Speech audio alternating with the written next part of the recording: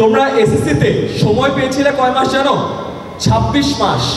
কয় মাস? শুনি নাই, কয় মাস? 26 মাস। আর এইচএসসিতে সময় পাবে কত জানো? 18 মাস। কয় মাস? 18 মাস। 26 18 মাস কতগুলো কমছে? 8।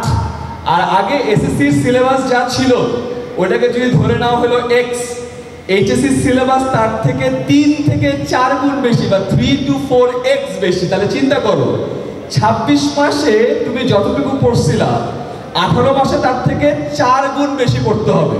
বুঝতে পারছো?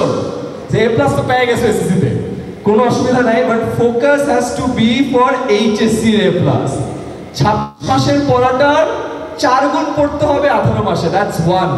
দ্বিতীয়ত, তোমরা এখন থেকেই সেট করে ফেলবা যে তোমরা ভবিষ্যতে কোন ইউনিভার্সিটিতে পড়তে চাও।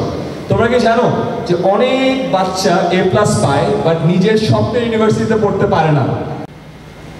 আমারে যদি কেউ জিজ্ঞেস করে আপনার কাছ থেকে এমপি পদটা নিবে কে, যে কে হবে আমার পরে এমপি, কে আইসা আমারে বলবে যে ব্যারিস্টার সাহেব হইছে, বয়স হইছে, এখন যান, আমি আমার যোগ্যতা সম্পন্ন আমি এমপি হব, আমার একটা বিশ্বাস ওই 19টা স্কুলের কেউ না কেউ আমাকে বিদায় দিবে। আমি আপনাকে স্বাগতম এখনই জানাচ্ছি।